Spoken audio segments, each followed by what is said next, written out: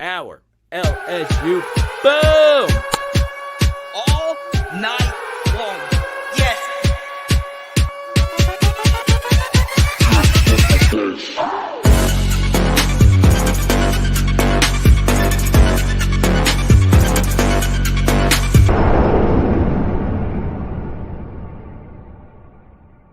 Let's freaking go.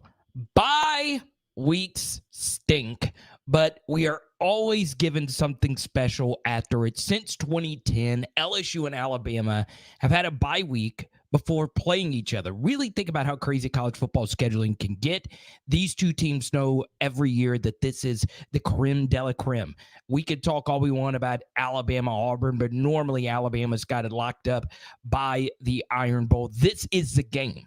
And obviously we know Jaden Daniels is an elite quarterback, but is Jalen Milroe an elite quarterback? Alabama fans are at my neck for what I have put on Power Hour SEC about the Tennessee game last weekend. Thought the officiating was very one-sided. We'll talk about that coming up. We're also going to talk about DRELON Miller. And we also got a big giveaway thanks to our guy, Player X.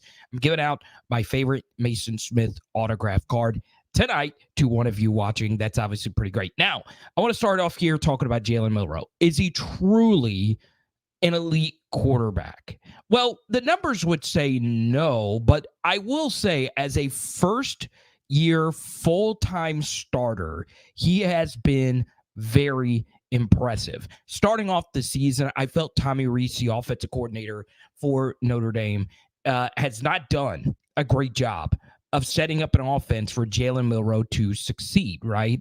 The Texas game plan was one of the worst offensive game plans I've watched. And then the very next week, Nick Saban said, okay, look, I'll give you a quarterback that fits your game plan a little bit easier. And they started Tyler Buckner, and he stunk. And then they put in Ty Simpson, the 5-star. He stunk. And then Tommy Rees said, look, my system might not be that great. Let me get Jalen Milroe back in. Obviously, Nick Saban made that choice. And ever since then, the Alabama offense has been better. Now, you look at Jalen Milroe's number. The first thing that I look at is QBR. He is 22nd in the country with QBR, just over 75 QBR. That's actually pretty good. That's above replacement level. And at the beginning of the season, he committed some turnovers, and now he has been relatively turnover averse. And on top of that, you take a look just nationally, the gap between the quarterback battle in this one is ginormous. You see Jaden Daniels all the way to the top right corner of your screen. If you're listening to this on podcasts, it's pretty obvious that Jaden Daniels and J.J. McCarthy has separated themselves. The big difference here is Jaden Daniels is freaking magnificent. Well, guess what? J.J. McCarthy is not, right? J.J. McCarthy has played absolutely nobody, and Jaden Daniels has played a murderer's row with absolutely no help from his defense and also no help from sign stealers. That's a joke, but no help from sign stealers. Maybe not. I think everyone does it. But you have to look really tough on this chart that Jalen Milroe is just kind of in the middle, right? We look at the EPA per play versus the ESPN QBR. So Jalen Milroe, not great. You see him right there in the middle with actually just a lot of different names. Riley Leonard, Spencer Rattler. It's kind of, muddied up there. So he's middle of the pack. He's not mid like your millennials will say, or Gen Z, Gen X, whatever it is. He's okay. Now, what I'm about to show you, and I'll tell you over the air if you're listening to this on Spotify, iTunes, whatever, is going to blow your mind. Okay, there is one positive stat that Jalen Milroe has separated himself throughout all of college football. Okay, and before I show it to you, I want to welcome in Mud, Player X, Tony the Tiger. Let me know what you guys. Let me know if you guys can hear me loud and clear. Mick, good to see you. He says the difference is Bama has some kind of a defense. Take a look at Mick in the PHL gear. But this is a stat. Bang. I understand Jalen Milroe and elite should not be in the same sentence. But what you're looking at here is something breathtaking. Big time throw rate. Okay? So the x-axis here is turnover-worthy play rate. And the y-axis is big time throw rate. Now, I did a full statistical analysis of where Jaden Daniels is on this chart. And guess what? It's on Patreon, patreon.com/LSU football. And guess what? It's free. Yes, I have unlocked it for everyone to enjoy all the way through the weekend. And if you sign up, once again, I'll send you a Brian Thomas Jr. rookie card. Heck, I'll send you a Jaden Daniels card if you prefer that. Just sign up now, patreon.com/LSU football. And I highly recommend you read that piece where I break down where Jaden Daniels has actually regressed in a good way. But you see Jalen Milroe here. Easily, it's not even close, y'all. The best quarterback when it comes to big time throw rate via CFB numbers and Yahia Hassan here. Okay. Now, what does big time throw rate actually mean? Simply put, it's the percentage of explosive, deep passing plays you hit. Now, two things about this chart in front of your gorgeous eyes right now. And if you're listening to this via pod, I'll break it down for you. Jaden Daniels is also elite when it comes to big-time throw rate. He's top 5, as you could tell, in big-time throw rate. Okay? But this can be a little bit misleading, right? Notice big-time throw rate is a rate stat. So, in essence, Jalen Milroe, while he is a feast or famine quarterback, it's either going to be a very deep pass or it's going to be absolutely nothing at all. He is horrible in the intermediate. You look at the Tennessee game, he missed some wide open throws in the intermediate, and he threw some balls into heavy coverage that he probably shouldn't have. He can't see the middle of the field in the intermediate routes, okay? And it's hurt the Alabama offense once defenses were able to cap some of the deep routes that Alabama was trying to run, okay? So part of the reason why Jalen Milroe has by far the biggest big-time throw rate percentage in college football is that he doesn't really throw anything else at all, right? It's either a deep pass or it's not. Now, why is that relevant? Well, it's because his LSU secondary going into this game is not that great. We know this. But this intel can tell us that Jalen Milroe loves to chunk that SOB down the field. And Alabama's wide receivers, of course, are getting way better. I don't like Jermaine Burton. I know you don't like Jermaine Burton, right? Whether it's hitting fans or kicking players, it doesn't matter. Jermaine Burton is a big-time weapon, okay?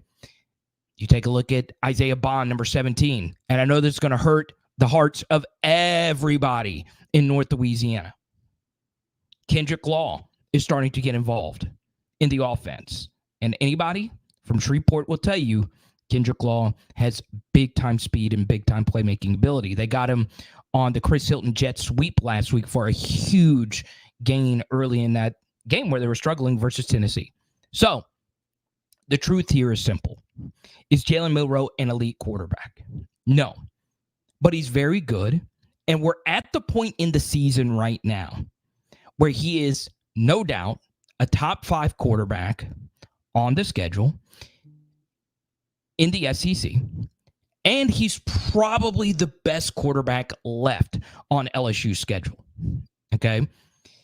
Then it leads into the next thing here about Jalen Milroe, and then we're going to get to all your comments.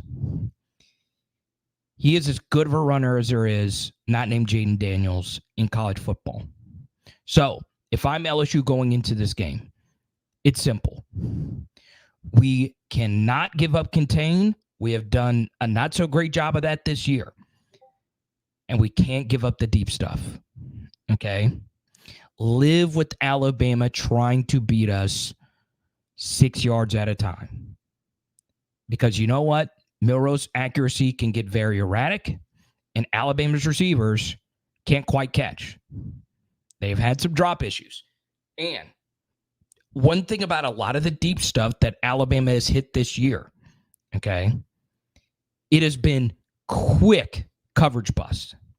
So very easy things for him to decipher, let's make sure we don't give up any easy explosives in the passing game. Okay. Now, I know a lot of us have been asking LSU's defensive backs, hey, let's see if we can play more aggressive. Maybe that's not what LSU should do. The bottom line, though, is the numbers tell a story about this young man. Okay? So type Y for yes, type in for no if you enjoyed this opening segment. I always try to work all day to give you something compelling at the beginning. And then, of course, as we always do, we take your comments all throughout the stream. Okay? Now, let's go to Chance. Nobody ever accused Milroe of being elite. Well, that's why I just asked the question at the beginning. Last week versus Tennessee, it was pretty good. Let's go to Tiger for Life. If LSU's line is able to generate pressure and sacks like every other team that they played, this won't be hard. I'm more confident than 2019. Oh, you're more confident than 2019. I don't know about that. I do not know. Okay. Dr. Morgan is in here. Good to see you. Lots of our PHL legends. Player X with this wonderful daughter here. Good to see both of you. Jordan. Good to see you. Pretty freaking excited. Okay. Now, next thing.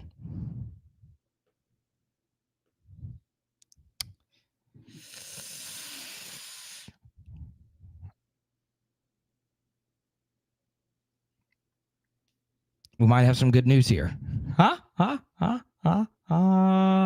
So,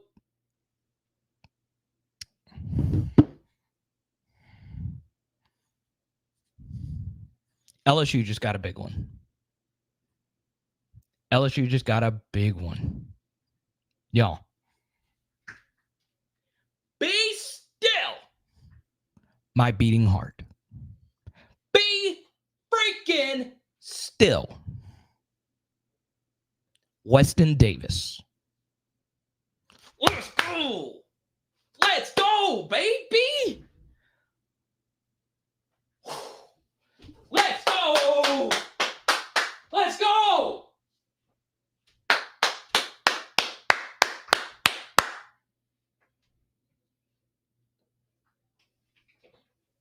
That's what I'm talking about, baby. Let's go. Woo! I was just going to talk about Jalen Milroe tonight. Bang! I know this is going to sound so terrible for the podcast audience. But how many times are you going to go live? And we actually had to push back the live stream. Had to do a community event. It was a lot of fun. Always love DJing events, and I would love to DJ your event. I travel anywhere. Let's go. Good stuff. Now,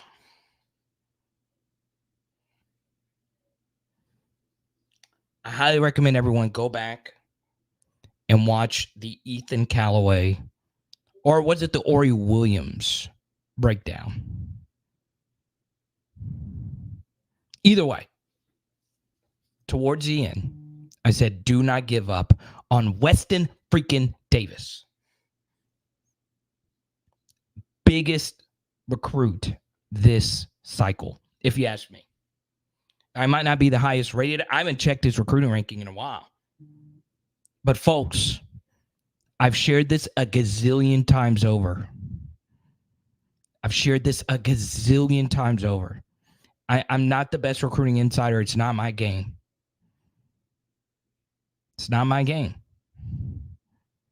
But I was told to keep my head up, that it's not over. You go back to his commitment, LSU felt pretty good at the time when he committed to Texas A&M. So I didn't give up. Got a call, told me, hey, don't give up on this. You know the last time that happened was 2 years ago when Harold Perkins committed to Texas A&M. got a call. Don't give up on it. And they said, hey, and we know how much you love them. Don't give up on it. Got a call from someone I trust. Got a call from someone that really knows Perk. I said, don't give up. Same thing happened. One person told me this with Weston Davis. I didn't get my hopes up. Kind of put an Easter egg in one of the videos we did a few weeks ago. Now, we do have to wait till the ink dries. We do. But why is this a big deal? Why is this a big deal? Because offensive linemen are the most valuable resource in high school recruiting. They just are. More than a quarterback. I'm not saying an offensive lineman is more valuable than a quarterback, but they are a more valuable resource because quarterbacks are normally addressed via the transfer portal anyway. You know what position, according to J. Bud Davis's data, that is the hardest to get out of the portal? It is the offensive line. It is the hardest thing to get. Okay? So no matter how you feel about Weston Davis, even if you've not even watched him, you've got to get these guys out of high school. You just do. Yes, every year there's 2 or 3 really good offensive linemen in the portal. These guys just do not grow on trees. It's one of the hardest positions to evaluate out of high school because you're normally going up against small dudes, right? It's hard. I liked Weston Davis a lot. He's a top 100 guy out of Texas, okay? Now, once again, I've not looked at his recruiting ranking in a while. He could have slipped out, could have been in it, but this is a blue chip 4-star, okay? Now, who are some of the other top 100 offensive linemen that LSU has gotten the last couple of years? Will Campbell, Lance Hurd, and Emory Jones was right outside of it. The only one that did not work out over the last couple of years was Marcus Dumerville. So you're 3 for 4 on that. And he was a really late ad. Okay. Massive stuff. Massive day to be an LSU Tiger fan. Massive. Okay. So this live stream just got crazy.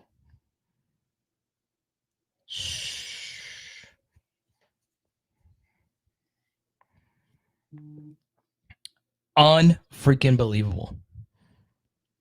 So, God, it's nuts. I've completely forgotten about Andre Evans. I don't care about anything else saying. Getting the offensive lineman, they're hard. Now, let me also be clear, because obviously I'm just not reacting to this. Let me also be clear. This is nothing against Kari Lee, Ethan Callaway, and Joseph Big Hoss Cryer. Nothing against those guys. Okay? Nothing against them. Excited about them. But, hell, I'll take 6 offensive linemen in a class. I don't give an F. They're the hardest to get. So, good stuff. I think he can really play. Obviously, 280 is on the lighter side, but I don't care. He's an athlete. So, pretty freaking excited about this. Pretty freaking excited. So, we get our first super chat of the evening. Hayden, good to see you. Danny Girl, honestly, this offseason, I'm not kidding. She checked the portal every single day for centers. So, yeah, this is big. Absolutely big. Man, I'm in a good mood, y'all. I'm in a good freaking mood. All right. So I'll put his information up on the screen. And I'll tell you this. We might not be done yet getting the Texas A&M guys.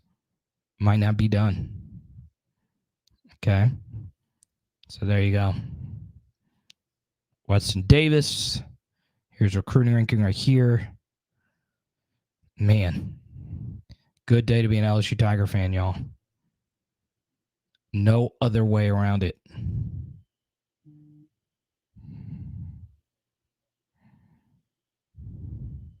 Pancake Davis. So, Hayden, whichever topic you want to talk about, we'll go straight to it. Man, this is huge. Absolutely huge. I'm telling you. Yesterday, I got a comment from a viewer who's been watching me for a while. My guy Mark, he said, "Hey Carter, we got to get some more of these top 100 guys. The Bama gets the top 100 guys."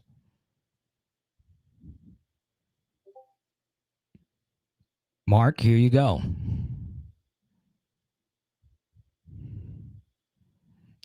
Now, as Pressure mentioned, 2 more. Okay. I'll give you those names. One is the title of this video. I'm about to change the title, though. DRELON Miller, obviously, who just decommitted from Texas A&M. I feel pretty good about it.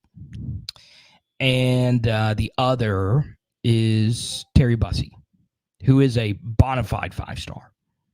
Okay? So, good step in the right direction for our recruiting class. Now, what does Weston Davis's future look like? It's bright, because if you want him to be an offensive tackle, he won't have to play next year. Okay? We're 3 deep there. We're 3 deep. So it's good to get that depth. This puts some pressure on Tyree Adams and those guys. I'm excited. And look, if there was a weakness with LSU football recruiting, it's never been receiver. It's never really been anywhere.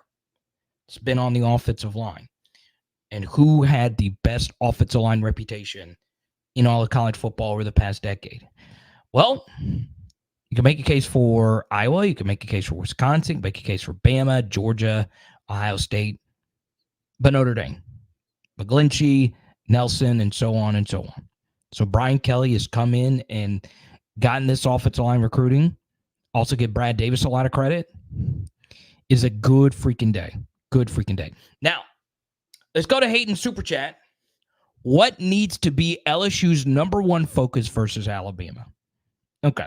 So we started off with what I think is the number one focus is stopping Alabama's explosive offense. They are very explosive offensively. They have done a really good job hitting verticals. Okay. Outside of us and Missouri, they have been the best vertical offense in the SEC. So, in my mind, you got to stop the vertical stuff. But LSU offensively, there's really nothing you can change when you're playing so unbelievably well. The one thing I would say, though, is I do think LSU will have Mason Taylor block quite a bit, right? We do not want Bama's edge guys to decide it, okay? In particular, Dallas Turner, because Dallas Turner is really good at crunching people, okay? He's good at whipping his legs and laying some hits on QBs. So our pass protection is going to be huge. Our pass protection has been absolutely amazing. We have not faced anything like we're going to face versus Alabama. Missouri did not have an elite pass rush. They did have a really good secondary. Alabama is pretty daggum good on all 3 levels. Okay. Obviously, a true freshman, Caleb Downs, starting at safety. He's pretty good. He's just good. It's got some maul in him. As in Jamal Adams. He could play. So should be those are my 2 keys on both sides of the football. And then obviously Hayden, continue your special teams greatness. Okay? So there you go. Now we go to player X. He says it's good to have Jones back on the line for the Alabama game. Okay. Precious says run gap integrity. True. Because we struggled with that versus Army, if we're being honest. We did have some defensive tackles play better. They just got to finish their tackles. One thing I will bring up, okay? And we're going to get more into this next week, but Hayden did super chat it, so we'll get a little bit more advanced. Tennessee's defense did not have a bad day versus Alabama, okay? They were on the road, and I know it looked like they gave up 34 points. They really only gave up 27, Okay. One of those was a pick six or a fumble, a scoop and score, whatever. Where Alabama had success, okay, was getting guys out of their rush lanes. But the biggest concern for me was they put the Tennessee defenders on their rear end. And when you don't keep your feet and you lose your balance and you fall to the ground, Bama makes you pay. Now, Alabama's offensive line is not great. This is not – they have had issues since that 2020 all-time great offensive line at Alabama. They were so legendary good. They're one of the best offensive lines I've ever seen in college football. But since then, they have had issues, okay? And they can be beat in one-on-one situations. They can. We saw Landon Jackson tear them up. And Tennessee had some success in some one-on-one spots. But they are so good when they get a hold of you, putting you on your peach emoji. Okay? So why is that a big deal? Well, two massive plays were made when Tennessee defensive tackles got put on their butt. Okay? It cost Tennessee a turnover, and it also cost Tennessee a huge explosive run play to get the Bama offense going in the second half when they were down 20-7. So you have got to maintain your balance. It is hard to do. It is hard to do. Okay? You've got to be ready for it.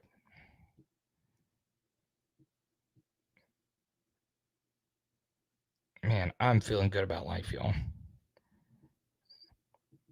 Like you ever feel like you're high on life? That's where I am.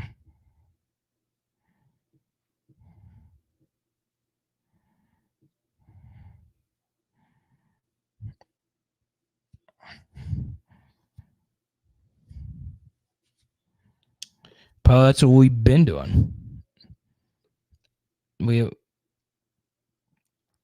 Pressure. I don't know if we can do that, man. That is bold. Starting true freshman at corner. Well, that's a really good super chat. Thank you so much. Okay. Now,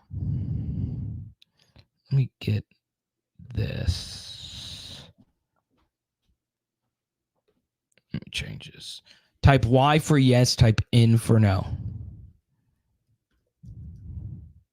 Should LSU start two true freshmen at corners?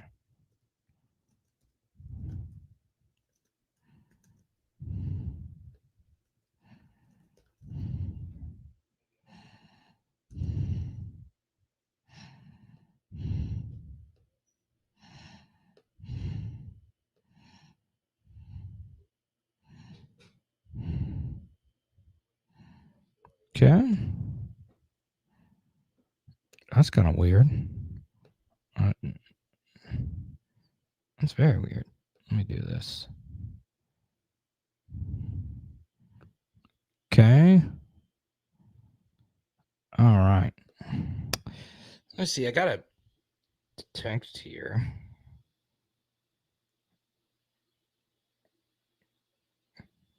Oh, it's a good text. I like when I get these. It just says, "We ain't done yet."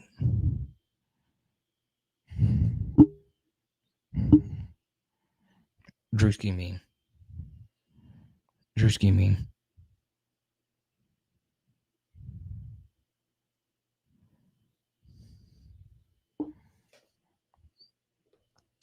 Tiger for Life says, Carter, you keep talking like this Bama team is really good. Bro, they are not.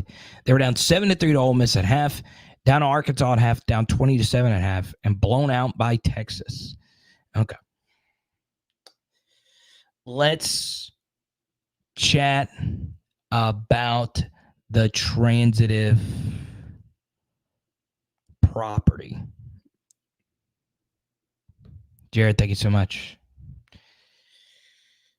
We do this a lot in college football. If so-and-so did this, and if this happened in this game, then this is true for this game. Okay? That could not be further from the truth in the Alabama game. Okay? The first thing why prior results are more flawed with the Alabama game is the bye week. Okay? The bye week is so massive. It is hard to play elite football week after week after week in the SEC. Okay? So, you get a break, and Alabama, like us, has a later bye week. So, they're going to be able to regroup. We know Nick Saban knows how to watch film, and they're going to be able to be a better team than what they've been. Kind of like these last couple of seasons where we played some of our best football versus Alabama. 2021, in a game that was very winnable with one of the worst teams we've ever had at LSU. In 2022, obviously getting the mother effing job done versus a Heisman Trophy quarterback who, for the first time in his career, completed less than 50% of his passes. Okay? And you got the revenge factor. Keep this in mind. This is the first revenge game that Alabama has had back in Tuscaloosa. We have not beaten them at home since 2010. You know how hard it is to beat a Nick Saban team in back-to-back years? It's hard.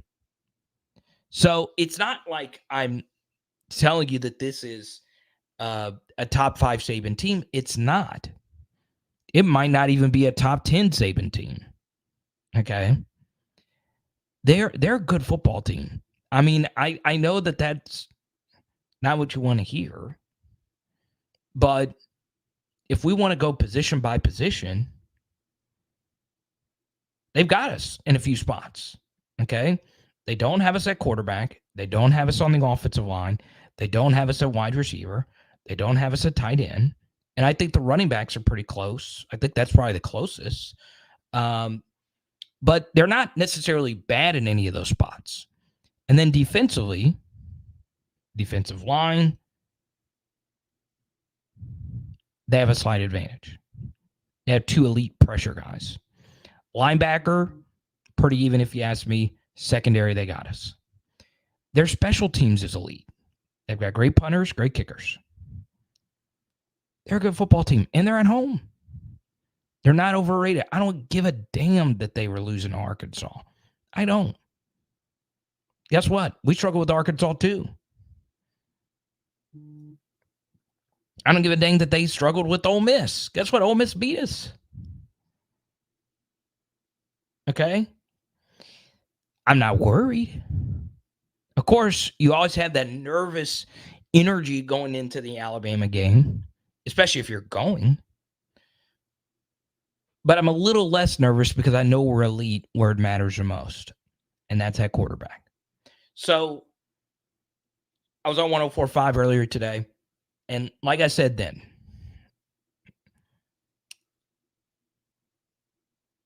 breathe in, breathe out. You're elite at QB. You're elite at QB. And when you're the elite at QB, you always got a shot. Okay? Football is way more complex. And Jaden last year had 1 elite quarter against Alabama, and that was the 4th in overtime. Okay? Alabama's not seen a QB like Jaden. Jackson Dart, he's good. KJ Jefferson is talented. None of them are Jaden. Sorry. All right, welcome Huey to the channel.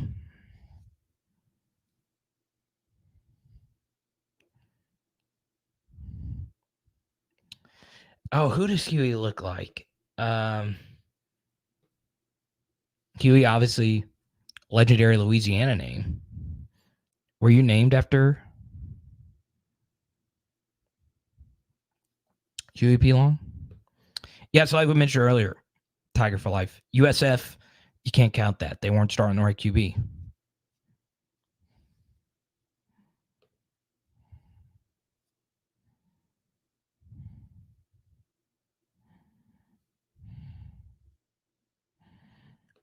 Yeah, Big Shorty, we got to have you there, man. Let's see.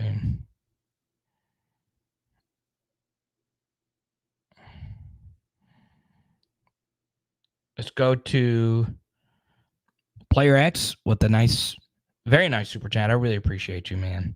Thank you so much. I appreciate your friendship. Appreciate how kind you were to everyone at the get together. Thank you so much. Yeah, I accepted your friend request too, man. Thank you.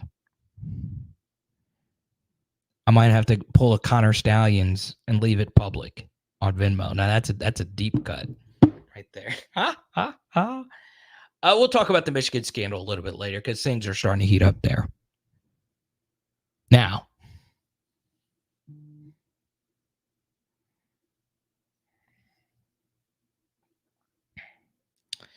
let me talk about this briefly because it is a nothing game. But the LSU's women's basketball team is looking really good. They're playing no one, but I'm excited about that. Also want to shout out Jay Johnson, killing it.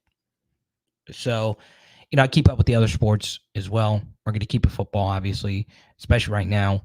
And we'll see what happens with some of these waivers for the basketball team, the men's basketball team. Okay. Obviously, we will do quite a bit of women's basketball coverage. It'll be later in live streams, but the player I'm really pulling for, and I know I'm biased, is Michaela Williams because she was on this channel. But I'm pulling for all. I'm so excited to see this team, and I'll say it every time I'm on the stream. They're going to have more pressure than anyone in LSU history to win a national title. No team really comes close to the pressure of actually winning a title with the preseason hype. Okay, now obviously 2019 LSU had the most pressure because they had the greatest team of all time mantle, but I'm talking about preseason hype. Let's go to Arthur here. He says, what's going on at A&M? All right. They're losing. That's all there is to it. They're losing. We're winning. They're losing. Okay. One more thing about the A&M thing. The three guys that are kind of trending towards us are offensive guys. You can get paid whatever you want to go to that school. It's so important to get properly developed. Okay. Will Campbell, Emory Jones, they're going to be no worse than day 2 picks next year. Charles Turner and Miles Frazier will be at the Senior Bowl this year. So, and Brian Kelly's got tons of offensive line success. Okay. Now, Texas A&M has put a lot of good linemen into the league as well, but they've struggled developing their line. All right. Folks, you got to win. You got to win, right? That's part of it.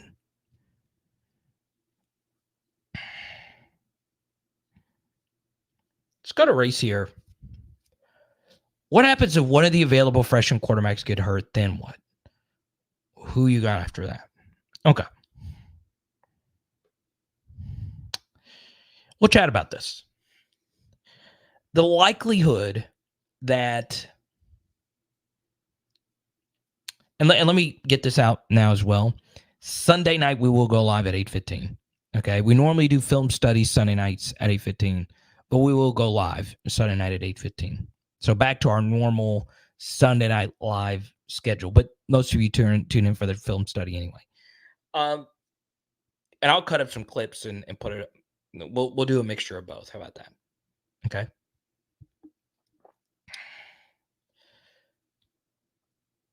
Obviously, this is not breaking news to anyone. The LSU cornerback room is very thin. Now, this will sound like hyperbole, but the LSU cornerback room is not only in dire straits right now, this is one of the worst position group situations in the championship era of LSU football. So basically from 2003 on now. Okay. Now, like I mentioned a little bit earlier, we have had some brutal offensive line play. Brutal. Okay. And we've had some not so great years at quarterback, but that's not really a position group, right? One place. And, it's either you have it or you don't, honestly. I know there's a lot of supporting castings that matters, but it's one guy. A group is a group of people, okay? This is one of the toughest situations we have ever been in any position group. And it's hard to work around that. It's so hard, okay? We talked about this in the Auburn film study, all right? And ironically, we're talking about one of Auburn's corners, okay? Auburn's got a really good secondary, but they have one true freshman that they've had to rely on, and Kyron Lacey ate him up, okay? And that was a huge difference in that game for us to separate from Auburn. So, yes, it is concerning. It is absolutely concerning if one of these guys goes down. But I'll tell you this. I like Jeremiah Hughes. I do. Okay? He's a battler. You got to remember, he played at Bishop Gorman High School. He went up against 4- and 5-star receivers every day in practice. Every single day. Bishop Gorman has produced so many good wide receivers. Cedric Tillman out of Bishop Gorman. Jalen Naylor out of Bishop Gorman. Okay. And then obviously most recently, Zachariah Branch, who he went up against every day in practice. So, you can make a case Zachariah Branch is better than any of Bama's receivers. It's probably not true because he's so young, but he's a better talent. So I like Hughes. I'm fine. It's a leap of faith. I don't like him in the spot per se, but I personally do like him. Okay. I know Pressure does too. And obviously I like Ashton Stamps. So yeah, Sage Ryan's going to have the game of his career.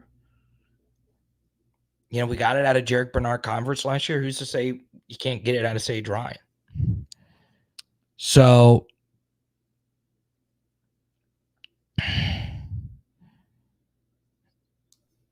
there you go.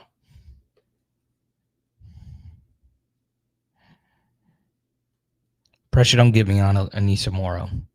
Don't do that. Okay. I'm going to save this rant for later. I'm so pissed off. So actually, I'm just going to do it now because it's my channel and I could moan when I want to. So I had been going after an Anissa Morrow card, right? I like her a lot coming out of DePaul. I just like the way she plays. I'm so excited she's a part of this team. Obviously, I love all of them. It's just how it is. So I got this card, bought it off eBay. Buyer canceled on me. Didn't really give me a reason. Just canceled. I was so mad. So mad. Because I'd been looking for this card in particular. I was about to freaking throw my phone in. I was going to find Interrupting Volcano and throw it in there. So really excited to see Morrow. Chi-Town, DePaul, let's go.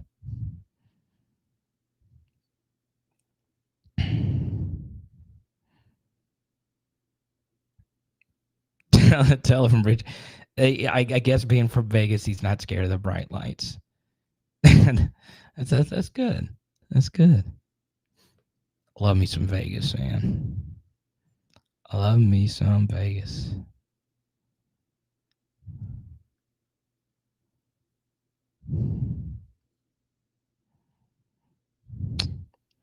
Yeah, Jordan, the Jaden haters don't really show up anymore. I don't think he was in particular like a really bad Jaden hater. But there are some vicious ones that just don't comment anymore on my channel. Man, Brian Kelly got called all kinds of names in my comment sections about playing Jaden. Guy knows what he's doing, y'all. Let's go to Player X, his super chat. He says, I think Sage is actually playing much better than we perceive.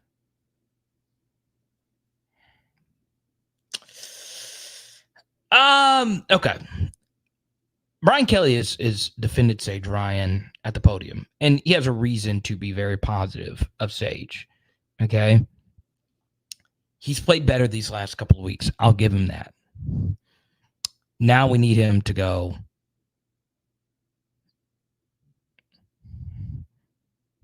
Morris Claiborne. I was going to say some kind of middle of the road corner, but no, go Mo Claiborne. Van wants to talk to Flip. Well, okay, so you super chat. We talked quite a bit about Weston Davis, and I went on a freaking tirade earlier today when that news broke on the stream. So freaking excited about that. Okay. Now, I did want to show some love. This was from earlier today. These are the kids that were at my event earlier. We're giving out football cards. Had a great time. DJing a fun weekend. So I think some of those young men are actually watching the stream right now. So good. Welcome to PHL. Love doing that. Love doing the events. So once again, we'll be back to Thursdays at 8:15. Had to start a little bit later. I'm glad I did because it was at the very beginning. If you want to hear me go crazy about Weston Davis, but I'm going to do it again right now. Let's freaking go, Brian Kelly. Before Brian Kelly got here, we occasionally got elite top 100 offensive linemen, right? We got an Ethan Posick out of Illinois, and he turned out to be a stud. We got Lyle Collins, obviously, out of Redemptorist. But now we're freaking cooking on the offensive line. Cooking! Shout out Brad Davis. Shout out freaking Brian gosh darn Kelly. Who wouldn't want to play for the guy that developed Mike McGlinchey and Quentin Nelson? Who wouldn't want to play? You go to Texas A&M where their offensive line is look like hot dog water every year?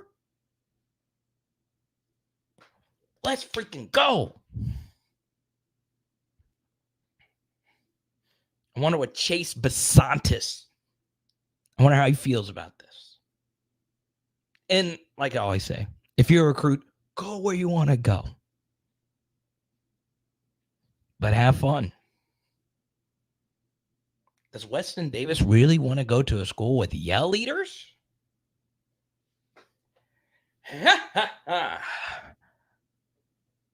No, he doesn't. He says, I don't want to hang out with Fletcher, Metcher, Brian, Keller, Chase, Bladen, whatever the yell leader names are played. Or I think one of them is named Keller. Keller.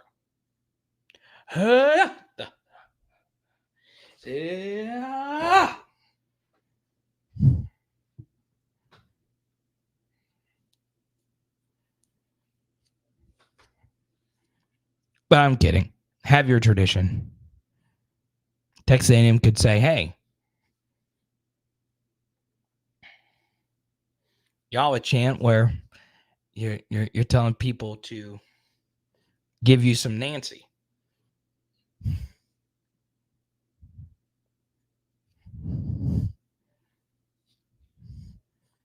Kind of weird.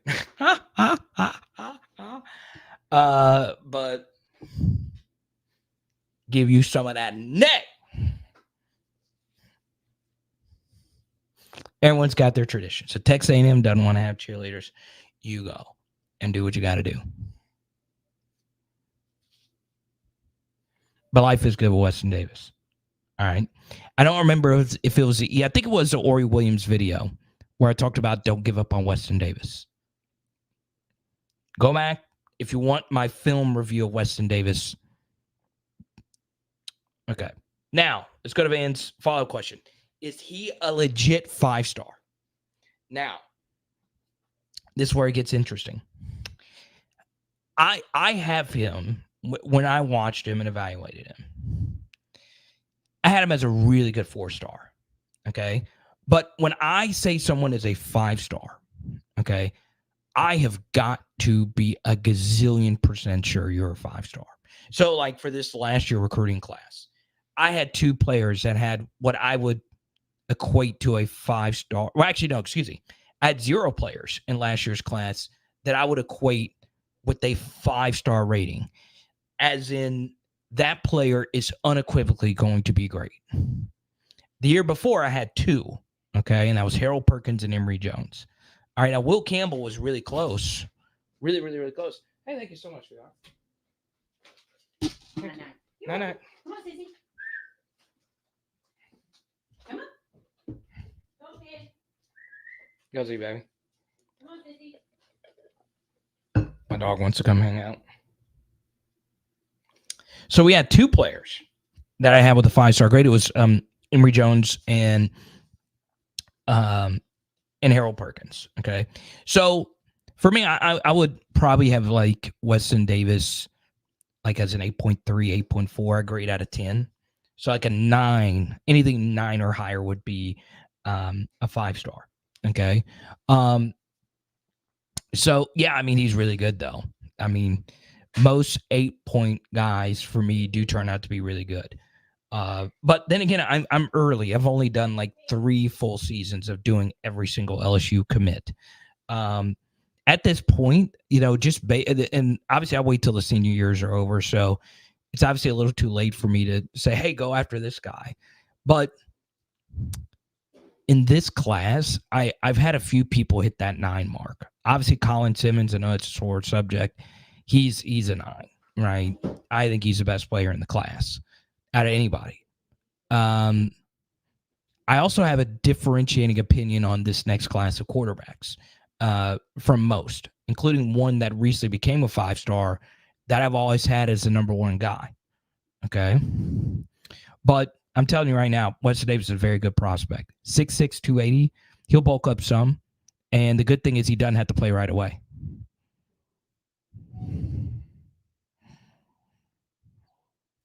Okay.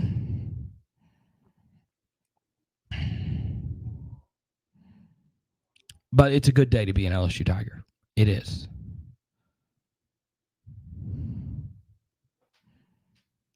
So Pegasus has Weston Davis as a top 50 guy. So on 3. All right. So I'll put this up yet again. So Weston Davis, according to On3's composite, is the 3rd highest ranked player in our class. Okay. But On3 has him as a 5-star. Okay. So for On3's metrics, he is the best player we have in this class. Okay. So you see right here. It's interesting because 247 Sports and ESPN are way off of what On3 and even Rivals has for him. So it's differentiating opinions, right? Like 6'5", 285. Obviously, he'll put on some weight. Once again, he doesn't have to play right away. Still, from a macro perspective, okay, in recruiting, it's very volatile to say this person's going to be good or this person's going to be good, right?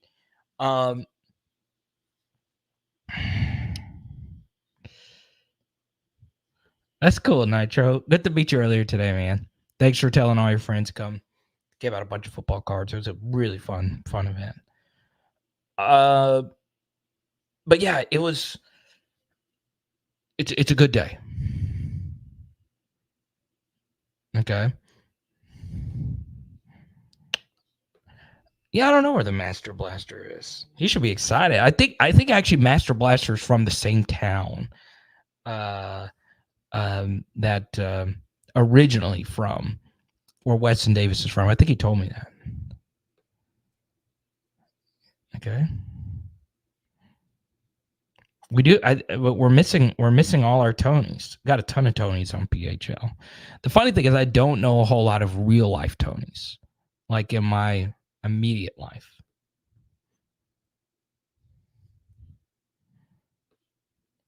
Basketball background. A lot like our guy.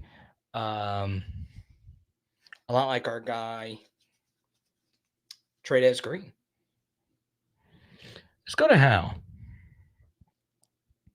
Are you coming to any of the home games left?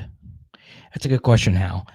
We are trying to go to Florida. Now, for us to go, we do need to lock in tickets. So if any of y'all have I'd love to sit with you guys, me and my wife. But if y'all have leads on tickets for the Florida game, let me know. Okay? Let me know. Let's go to Zach. This is a really good question. So he wants to talk about Gabriel Relaford. Okay.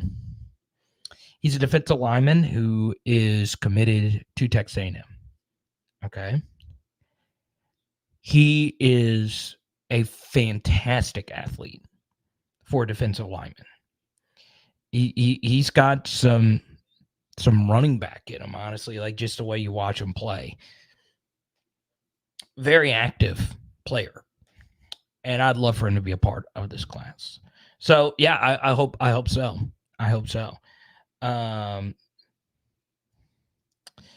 But yeah, just you look at some of these elite Texas prospects that we've missed out on in some close recruiting battles.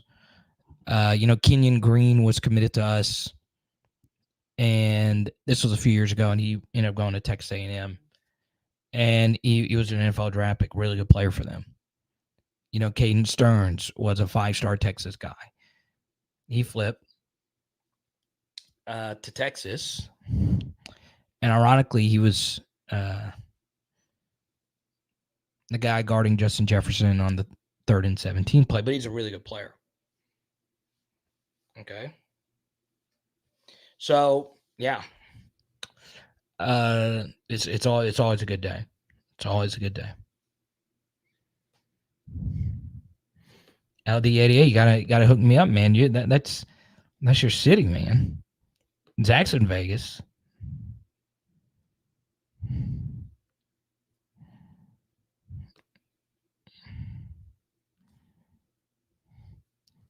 Green shirt. Huh? She's doing well, Precious. She's doing well.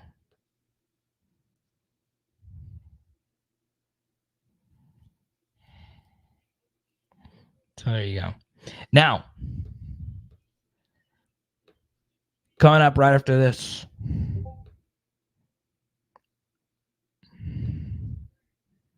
one player to keep an eye out on the recruiting trail. PHL Nation. Oh, yeah, baby. You know about Louisiana Controls. They've been showing us love throughout this college football season, and I'm looking for you to do the same when it comes to your energy management commercial HVAC needs. It is all with our buddies who have been doing this for over 40 years. Yes, that is 4 decades. You know this Louisiana weather gets crazy. Go to LouisianaControls.com or call 225-924-4990, baby.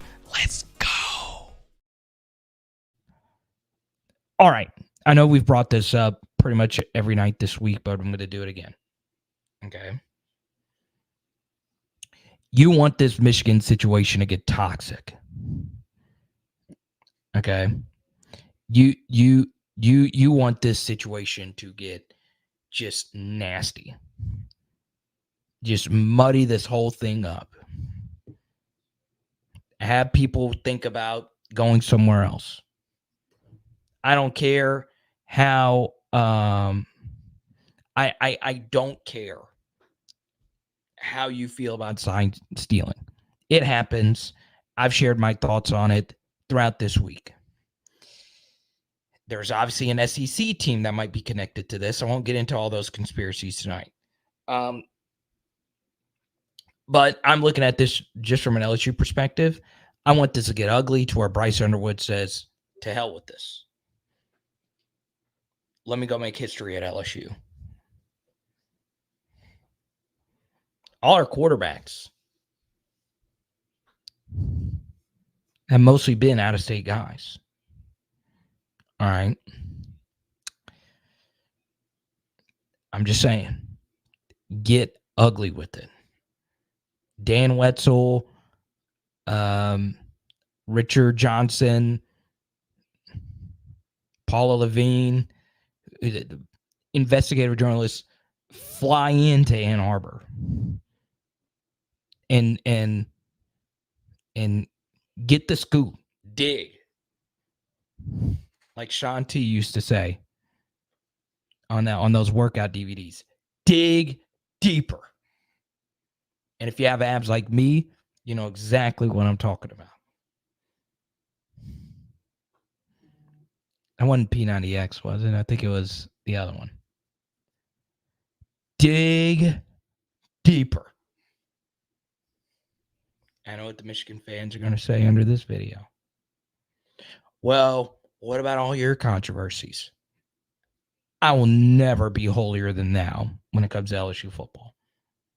There's a lot of things that make me cringe and probably makes you cringe because most of you have a spine and a soul and a conscience. But I'm talking about right now. Bryce, if you're watching this, do you want to go to the situation where the head coach is every year thinking about the NFL, where you suspended the first 3 games of the season, where this is happening? Or do you want to go to LSU, where we could have another quarterback win the Heisman?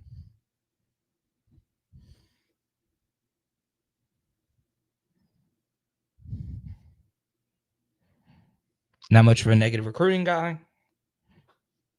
And I think Bryce obviously would be great here. But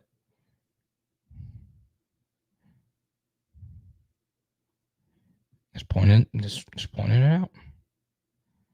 And obviously, I would hope Bryce Underwood, if he were to commit to LSU, is coming here because he loves LSU. Well, let's not kid ourselves. I do think this plays a role. Insanity with Sean T. Thank you, Chance. See, Chance has abs. You could tell. You got to dig deeper.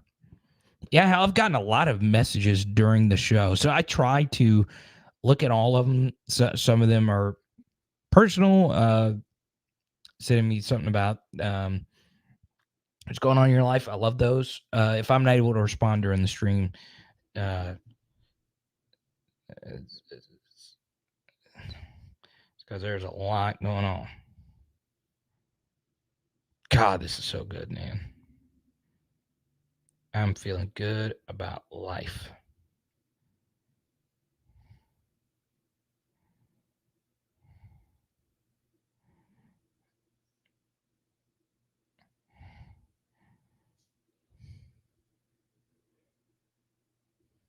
Now,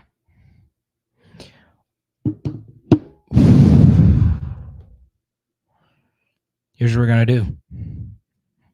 I'm actually going to put Player X on the spot here. Now, if you don't want to do this, I could pick out a winner. I always do. We do have this Mason Smith autograph. I've had this for a while now. I've been waiting for a special time to give it. Obviously, out of all the current guys, Mason is the guy I collect the most on the current team. So it's one of my favorites. Only 99 copies of this in existence. Autographed Mason Smith card. Okay. So Player X, you get to pick whoever you want in the chat for me to give this out. Okay. So guess what? I'm going to give you 20, 30 minutes, Player X, to decide who you want to win this card. Okay. So whoever you want, you go right on ahead.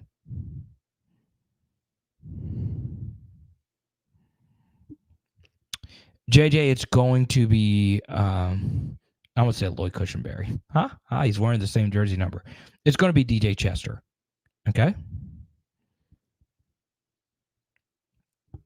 So Player X, yeah, just text me whenever you're ready to pick somebody. So it's going to be, I don't think Dr. Morgan is still in here. So, yeah, anyone you want, Player X, it's going to be you. You're the one giving it out. It's not me. It's you. Very fun stream tonight, y'all. Very fun stream.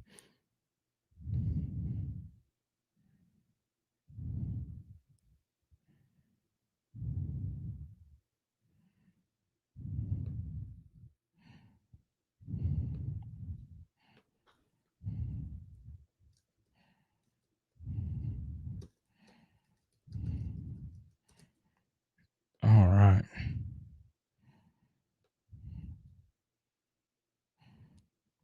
Okay, Tony, I got to admit, that's funny.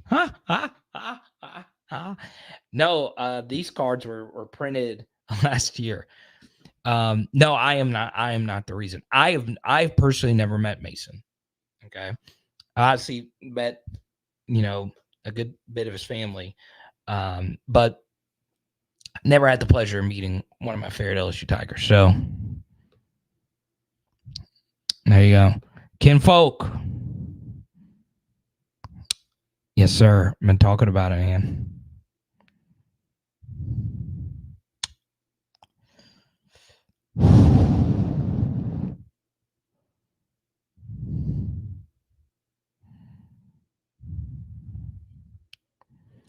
Now,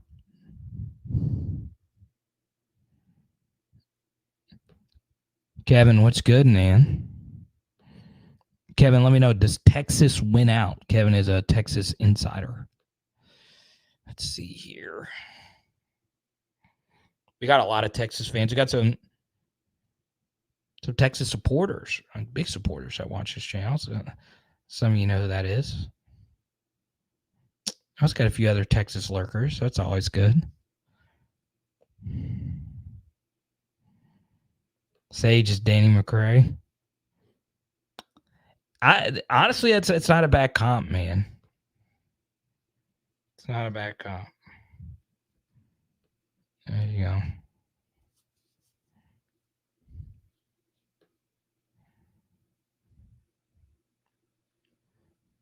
So Player X has picked a winner. Yeah, Jason, I saw it flash up. I didn't see it. I for some reason I went to go look for it. Did you send it to the Power Hour LSU Facebook page? Let me know.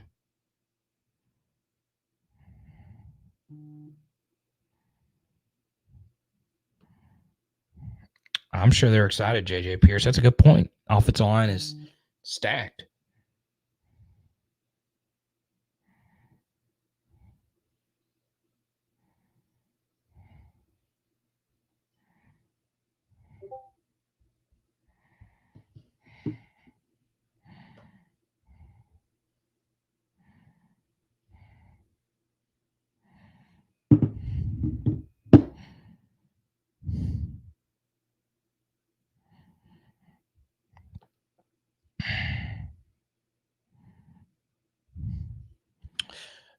No football for one bye week makes me wonder how I make it 9 months of no football. Yeah,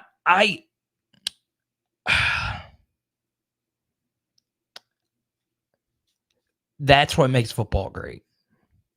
Okay. Not going to go into one of my NBA rants. I might do it a little bit later.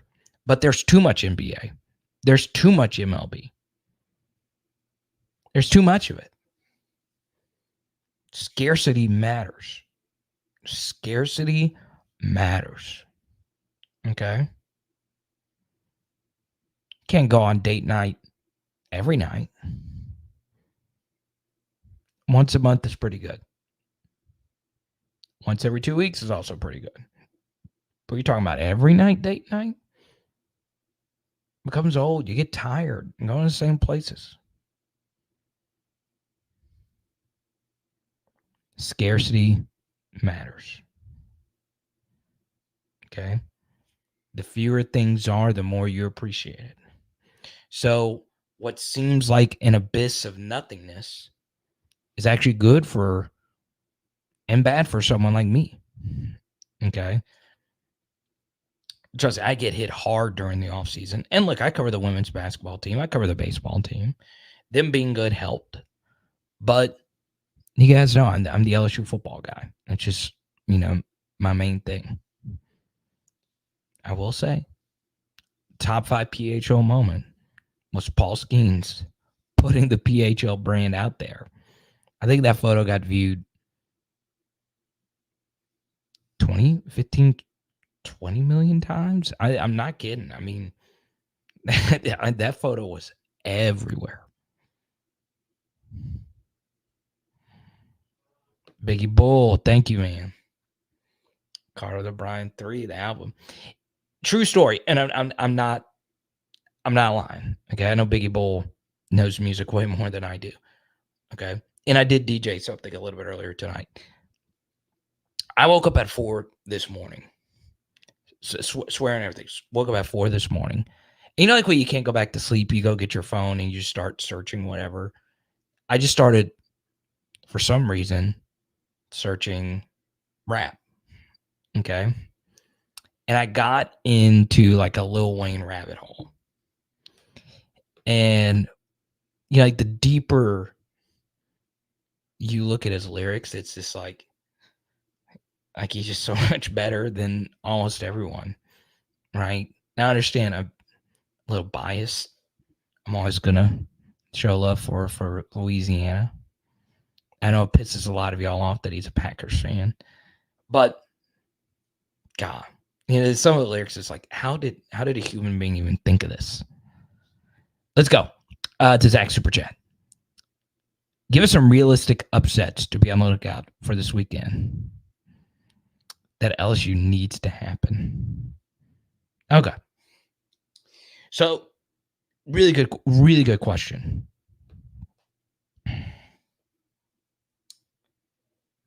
One thing that you want to happen for the rest of this season, you want Georgia to win out. You do. Okay? You just do. Now, why is that? Because one of y'all would say, hey, if Georgia wins out and we beat them, wouldn't a one-loss Georgia get into the playoff over two-loss LSU? I honestly don't think so. I just don't. Okay. I understand Georgia would have a common opponent victory versus Ole Miss, and we would have a loss to Ole Miss. But Georgia's getting them at home. It's different. And Georgia also did not play anyone tough in the non-conference this year. We lost to a playoff team in the very first week of the season. Okay. Didn't help we got blown out, but we just did. Okay. Beating Georgia in that spot would put us ahead of them, in my mind, with the playoff committee, because we would also have a road victory versus Alabama. Okay. So you want Georgia to win out. Okay. You also want Florida State to win out. Okay. And why is that? Well, Florida State has a head-to-head versus us anyway. So if they get into the playoff, that makes us look better, right? We lost a neutral site game versus a playoff team, and then the neutral site game was in Orlando, and it was in the opening week of the season. Then, of course, you need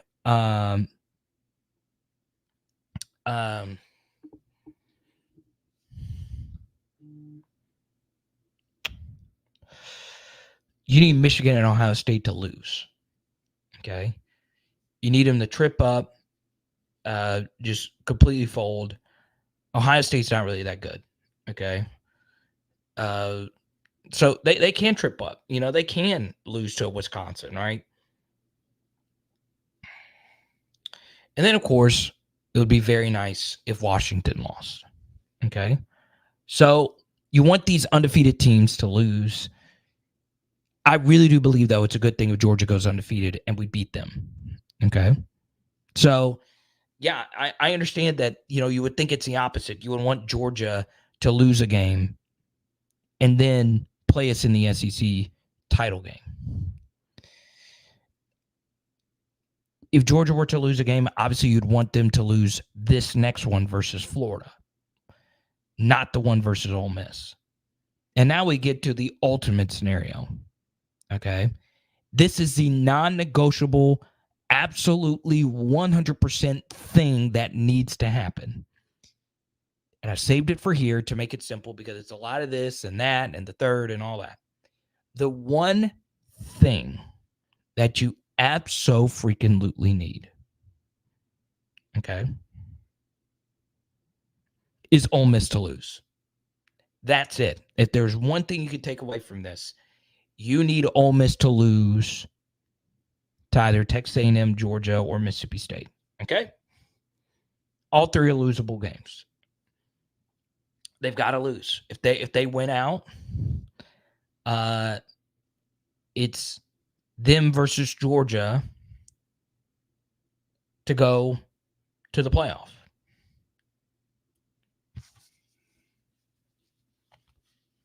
Now, one minor thing you want is you also want Missouri to keep winning. Okay? Now, I will also say this. You don't want Missouri to beat Georgia. You want to beat Georgia in a rematch because at that point, I know they're 2-loss LSU. The committee would absolutely positively want LSU to get in. Okay? One thing that is helping LSU out right now is they are putting up a lot of points. That's good for EPA and all that advanced numbers and stuff. And they've also blown some Power 5 teams out. Okay?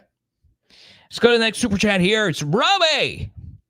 There's not a Pelicans fan. Well, I don't know. Pierce is a pretty big Pelicans fan.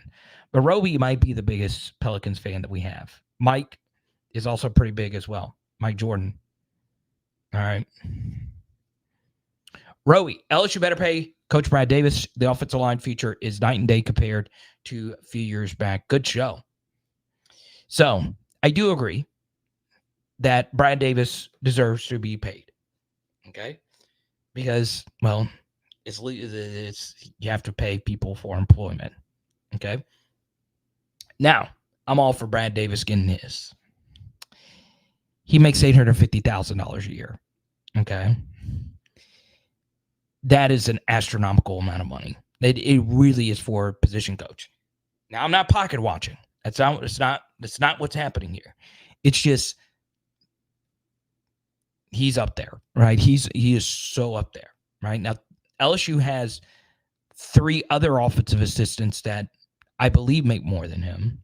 Frank does, Cortez does, and Dimbrock does. But the good thing about that, Roby, is Brad is earning his money by doing what he's been able to do. So, there you go. Let's go to TJ. Once again, Louisiana Controls, LouisianaControls.com.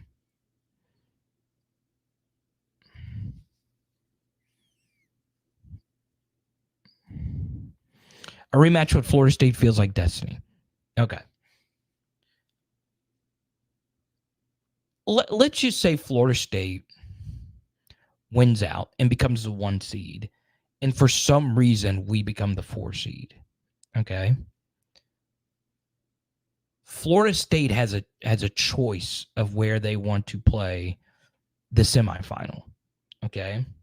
They can either play it in New Orleans, and I think the other venue this year for the semifinal is Atlanta. I think that's right. I could go look that up really quickly. Obviously, Florida State's not going to pick New Orleans. Or should they? How wild would it be if Florida State said, well, we beat them there once before. Why don't we schedule it again?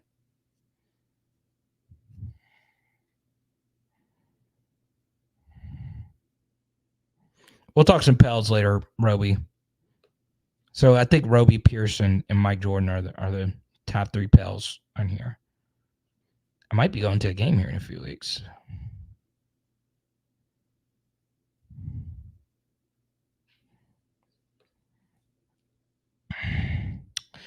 Yeah, Michael B, it's kind of tough. I'm going to go Lollipop.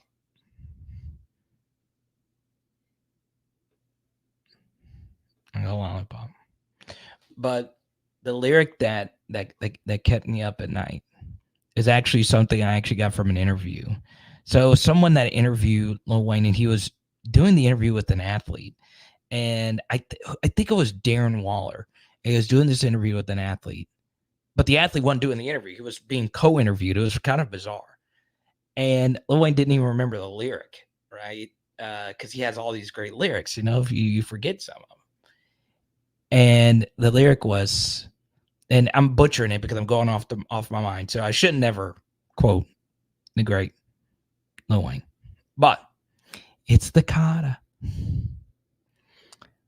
But it's safe sex. I promise you, it's going to sound like it's vulgar, but this is a great message, okay? Safe sex is great sex. So you better wear a latex so you don't get that latex that says, baby, I am late text. Okay, I butchered that, but I can't quit smiling because it's so freaking genius. If you now, Biggie Bull, you're a lyricist, so you probably know that lyric. You're probably mad that I butchered it, but that is what I'm telling you. We're gonna be studying him like Rene Descartes and all the famous philosophers like 30 years down the road. That someone wrote that they went through.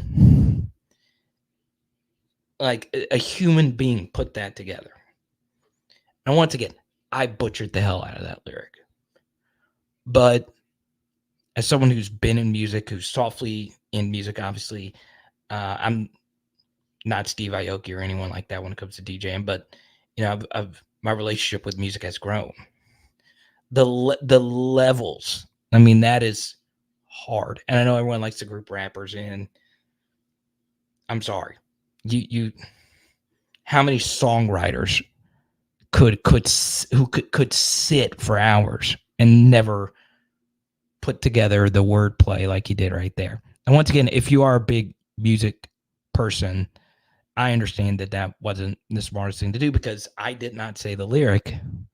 Okay, so as Biggie said, I was close, but I was trying to make sure because it's so good, right?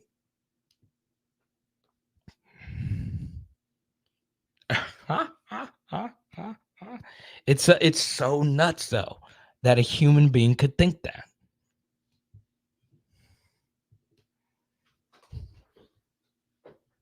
Now, if you guys want me to break down what he was saying, I could do it because when you actually break it down word by word, it's crazy.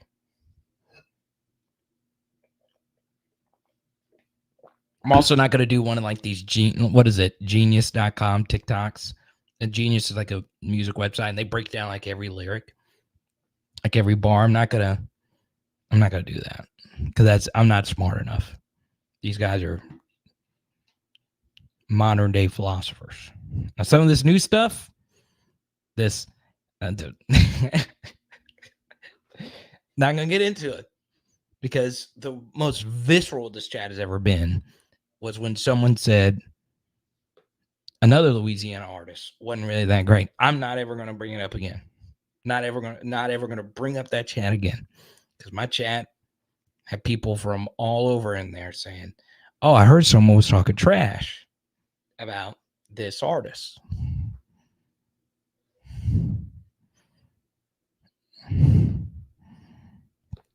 So Player X is Drake over Lil Wayne. Come on now. Come on. Let's be adults here, Player X. Let's be adults. I'm not saying taking anything away from Drake.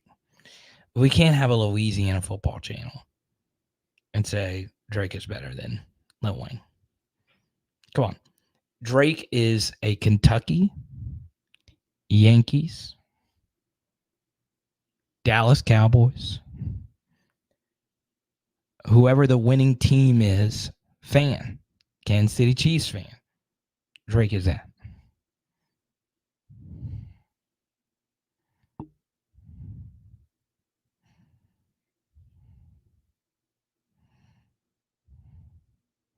Okay, so here's the actual lyric. She say, I got some great sex. Safe sex is great sex. Better wear a latex. I know he meant to say latex. Better wear a latex because you don't want that latex. That I think I'm latex. Okay? So I know this is flying over some of your heads. Okay. So this is actually a positive message. Okay. Lil Wayne is saying safe sex is great sex. So obviously protection. Better wear a latex, which is obviously a condom. Because you don't want that latex. So that people that have been on the wrong end of those messages saying that I'm pregnant, I'm expecting, those tend to come at 2 a.m. when obviously the person with the baby is probably up at night thinking, how am I going to address this? That I think I'm late text, which means obviously late for the cycle. Okay. That's genius. I understand that some of you might cancel me because it's a vulgar thing. That's a good message. That's a good message, right?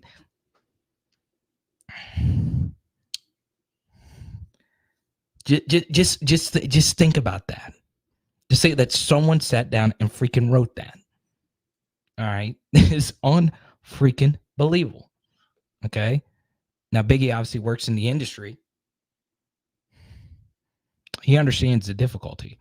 You can wrap your whole life and never put together something like that. Now, we can get into a debate about Q-Tip, Tribe Called Quest. We can talk about all that all night. I am not well versed enough. Now, if we had Van in here, I don't know if Van is still in here. He's probably the most qualified to talk about this, obviously. But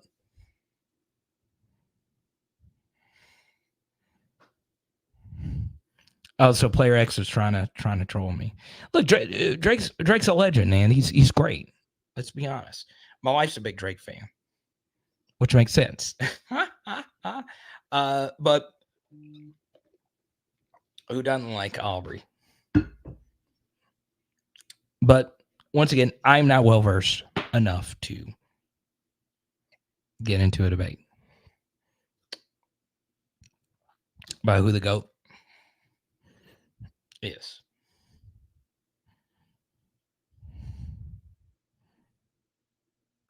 Dante, we didn't need all this.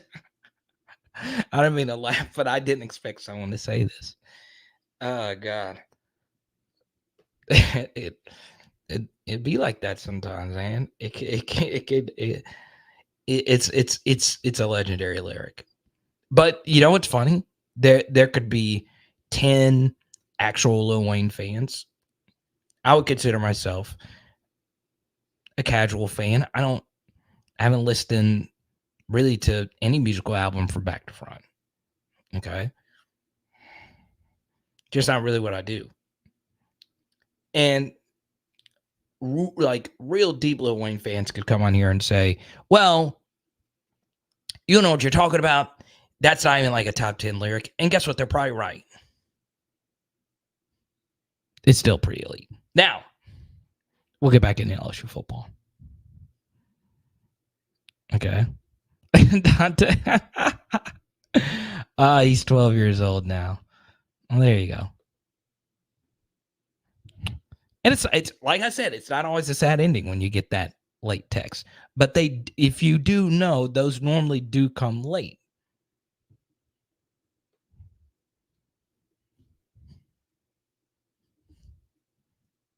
When ironically, okay, I'm not gonna make that joke. Anyway, shout out Weezy.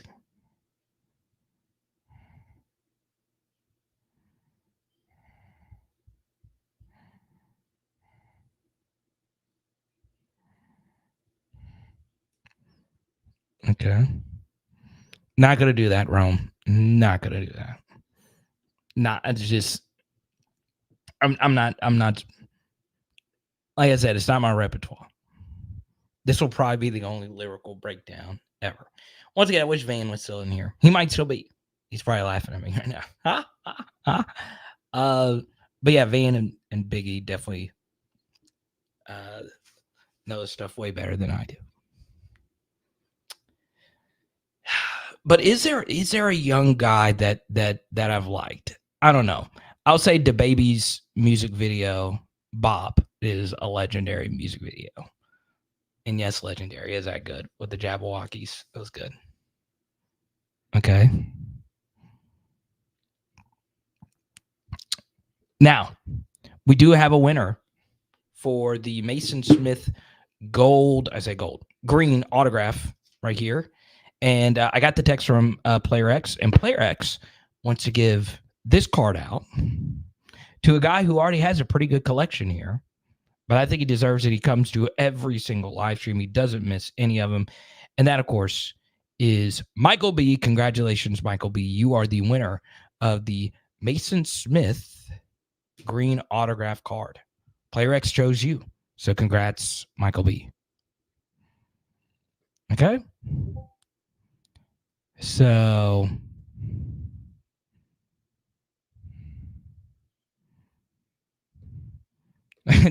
Tony said, oh, so Tony, you've had that text. Oh, Danny. Huh? There you go. Speaking of,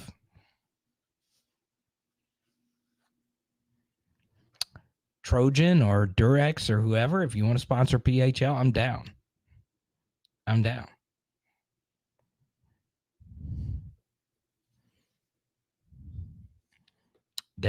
Colin Hurley QB1. Yeah, sure. Let's do it. I'm kidding. And that's going to be QB1. Honestly, Dev, you don't want Colin to be QB1 next year. Okay. He is going to be one of the youngest LSU players ever. Okay. So let's keep it a buck. You probably don't want him playing until year 3, right? Because that means you're getting 2 years out of Garrett Nussmeier, which would be the perfect scenario. Okay.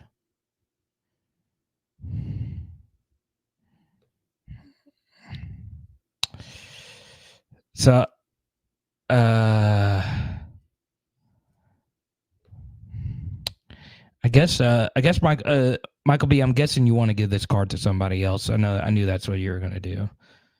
So I think I have somebody in mind I want to send the card to. So if you don't want it, Michael B, I'll send it out. But if you want it, Michael B, I could send you another Mason Auto that I have. So we could do that as well if you want to send out the nice one.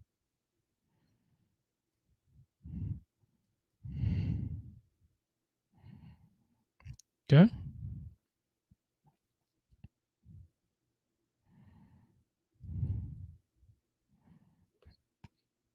Okay.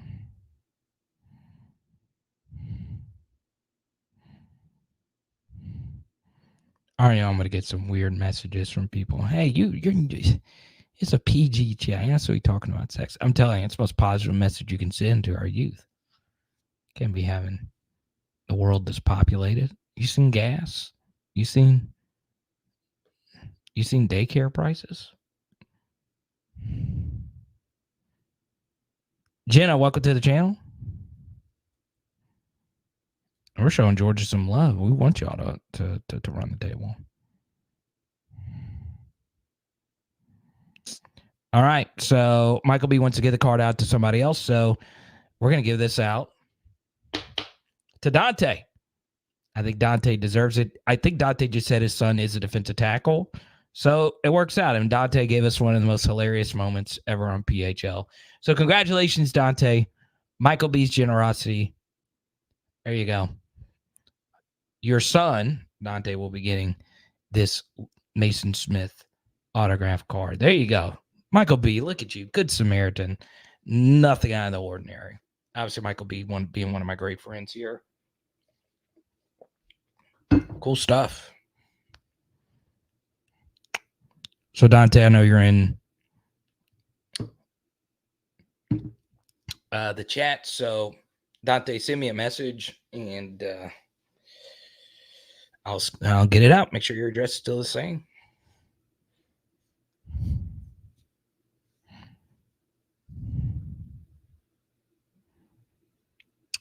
There you go.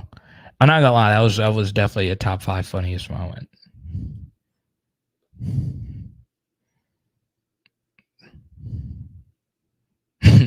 that That's definitely one of those things where your heart goes in your stomach if you're ever in that situation.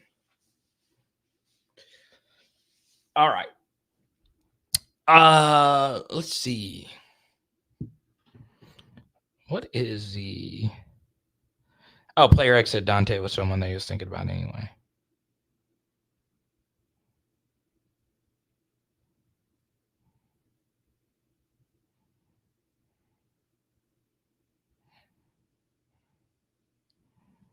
Let's see.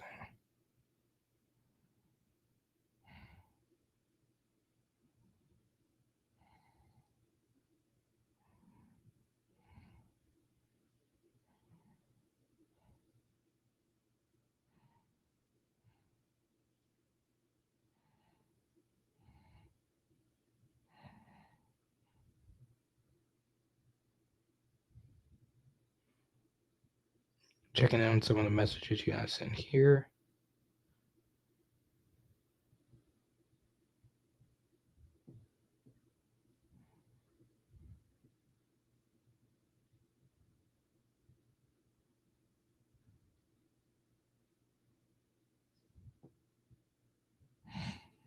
Sibs, what's up, man? Good to see you sneaking in here. No cap. You betcha he committed. That was very cheesy.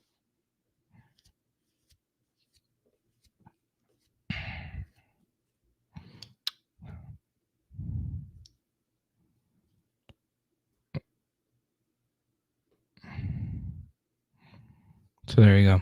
Now, in the next 5 to 10, I'm going to answer as many questions as we possibly can. If you want me to break down another lyric, I could do it. But if you want another LSU football related question, happy to do it. Once again, beginning of the live stream, the Jalen Milroe story, and obviously Weston Davis. And it's not a story; it's just my thoughts on Milroe. And don't forget, you guys. Obviously, I prefer you guys to watch on YouTube, okay? Because I get paid directly, minuscule amounts, but the YouTube algorithm. That's where I make most of my bread. But please go subscribe on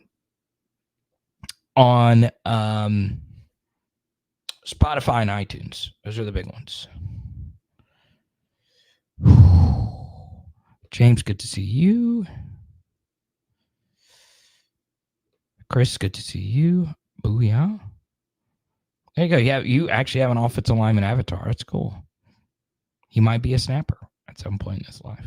But no, I think he's going to play tackle.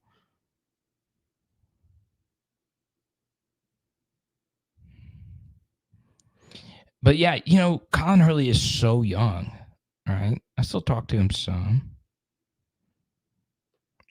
JSB is pumped to see Malik Murphy. That's one of his favorite players in college football. One of mine too. I mean, I think Malik Murphy can play. I do. Let's see. We are about,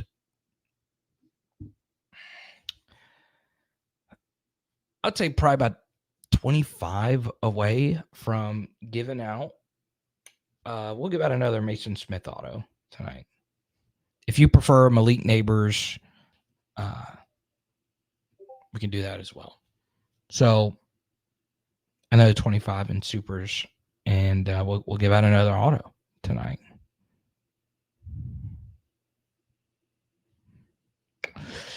But yeah, what's interesting, Pegasus? Once again, if you're thinking about joining the Patreon, my deep dive on Jaden Daniels that I wrote today, the only stat that he has negatively regressed, the only one, there's only one, okay?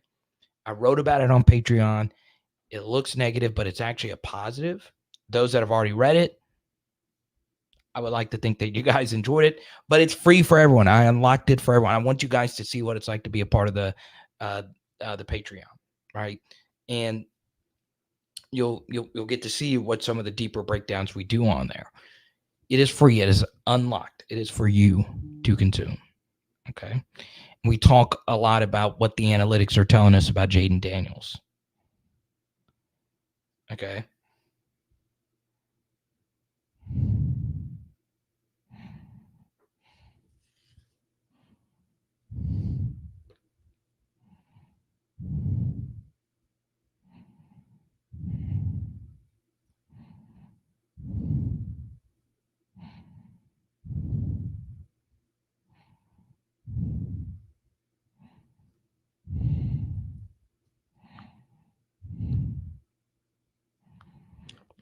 see here. Make sure Mac Daddy Donk's in here tonight. Let's see Tony the Tiger. Big shout out to once again Hayden getting the super chats rolling. He's got a card coming to him in the mail. I've had a few of you ask if I've sent yours out. I sent out pretty much if you have a card coming, it's been sent out. I'm normally able to get them out pretty quickly, and if I don't, it's because I am getting something else for you. I'm ordering something else in the mail that I think you'd like. And we put in a bunch of bonuses on a lot of them. Biggie says Kendrick, J. Cole, and Meek Mill are the top lyricists today.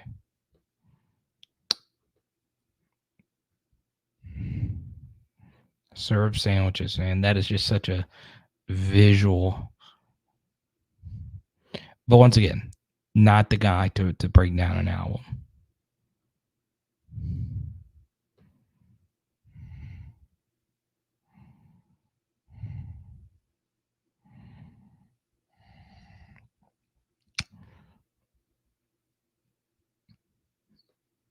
All right, so Michael B wants a Malik auto.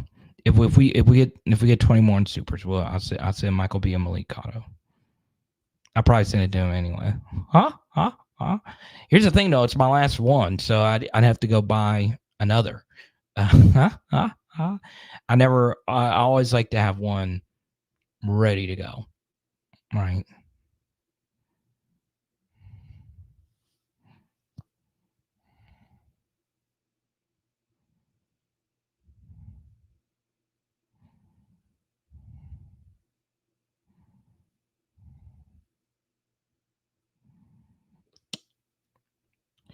Yeah, Seal. Yeah, I mean, that's a good thing. You know, you can always change your mind about things. You know, analysis is fluid, right? Like, look, I've been hard on Jaden, right? Because he's missed throws that you shouldn't miss, you know, last year. But, you know, that was the first time he really had been in a stable situation, right?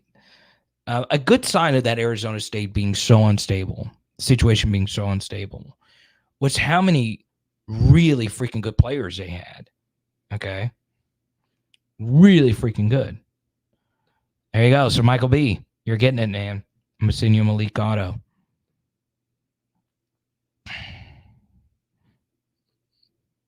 Congratulations. I'll get that out tomorrow. I actually just looked at the Malik auto that I had. I kind of forgot I had one over here. It's a nice one too.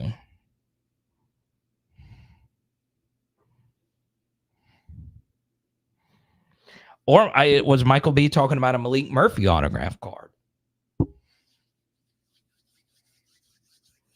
Those have probably gone up in price since he's starting, though.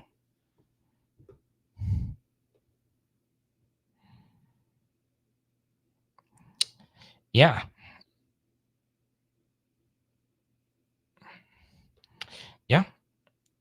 Yeah. I mean, I think everyone has, you know, Danny. I was a little bit more on the positive side of things, thinking that, you know, he would get better. I think a good chunk of my offseason analysis was that. But you still have to see it, right? And of course, we've seen it, and it's exceeded our expectations. I don't think that there was, like, even the most ardent Jaden supporters, if you would have said at this point that it is clear that he is a better college quarterback than Caleb Williams, you would be slapped upside the head, right? But that's where we are. You know, it's not really even close at this point. So, yeah.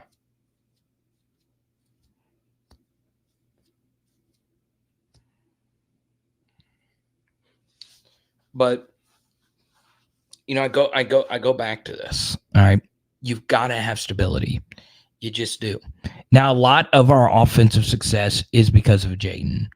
But if you don't have all the other things, you're just not going to succeed. It doesn't matter how good you are. Right. And, you know, this is the best supporting cast Jaden has ever had.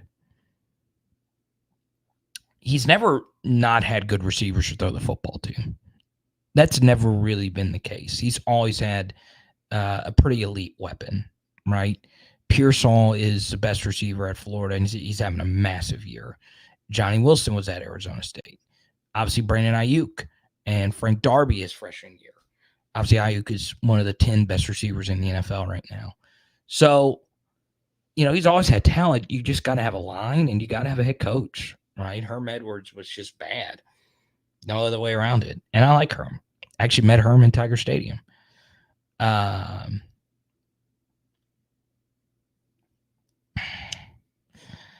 But, yeah, I do think, to James's point, there were some people that just did not want Jaden to succeed. That's just me being honest. And that number was few, right? There were some people that just didn't like him. But I think the majority of us were just hard, right? Too hard for some. Like I heard a lot of, well, he should play running back. He should play wide receiver. I'm like, that's not how that works, right? But he's so good. Like, it's ridiculous. I brought this up on my 104.5 segment this morning.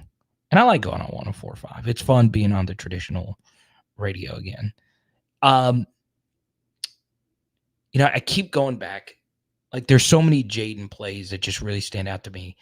The one that is just truly incredible to me is the bad snap from DJ Chester.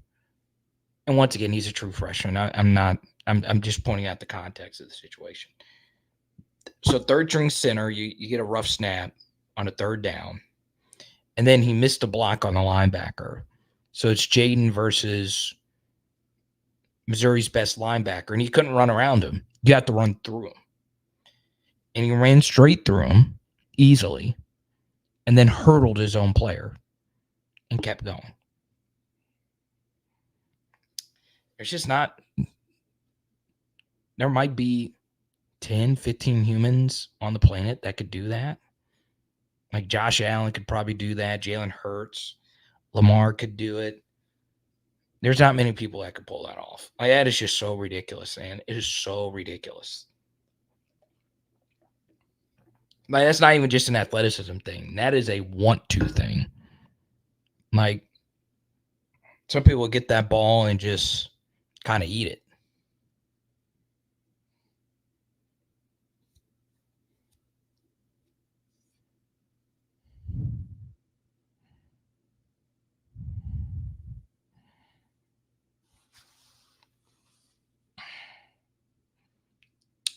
Let's go to Jeremy. It's a good question here.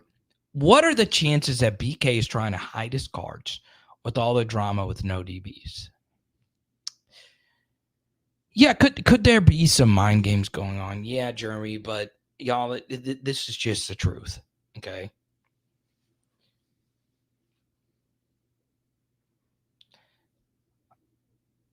Some players are just more difficult to deal with, right? College football is weird. You got over 100 players, over 70 to 80 scholarship guys. With the portal, you have so many new personalities coming in and out. Sometimes you just gotta discipline guys. Okay. Obviously, Brian's had been really, really cryptic about each of their situations. And that's all I'll say on that. But I'll add to this question, Jeremy, is the most important thing to be in life is available. Okay? Be available. Just show up. That's it. If you're hurt, fine. You got something going on? Fine. That's life. Okay? But, I was reading something about speaking of music, I was reading something about one of my favorite artists. Okay, and honestly, when it comes to like the past couple of decades, there's some artists like I like way more than others, and they're popular, but like I just think they're so good. And T-Pain is one of those guys. So like T-Pain had to cancel some shows, and artists won't sometimes be honest about why a show gets canceled, right? One of the number one reasons why artists will cancel shows is ticket sales are low. That's it. Now, they'll give some roundabout reason as to why they don't show up. Comedians do it. Public speakers will do it. Ticket sales are low. So they'll cancel event, refund everyone. Not worth the expenses to go all the way. And you don't want the optics of not having a full house, right? So many different things. And T-Pain was one of the first artists saying, hey, we cancel those days because we didn't sell as many tickets as we thought we were going to. Okay. So, some people take the like whatever and the entertainment person may be. Sometimes they'll release something very cryptic and it not say anything at all, saying, well, I'm doing this because of fatigue. I'm doing this. And people get sick and all that stuff.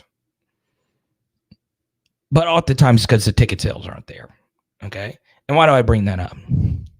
Well, when a player is not playing or when they are not available, more often than not, it's A, because they're not good enough, or B, it's because they did something.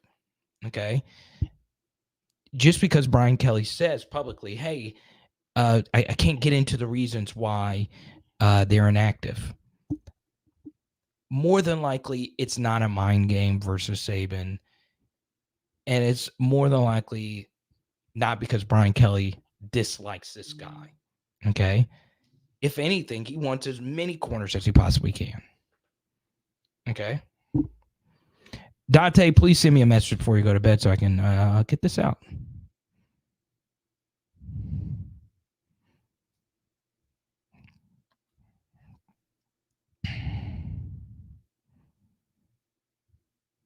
Mac, that is very random. But yeah, normally the reason why it's normally it.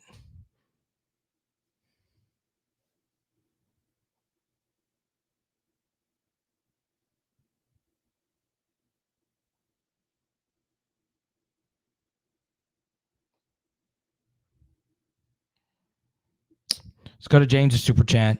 JJ McCarthy as a Heisman front runner is blasphemous. Jaden Daniels is clearly him. Okay.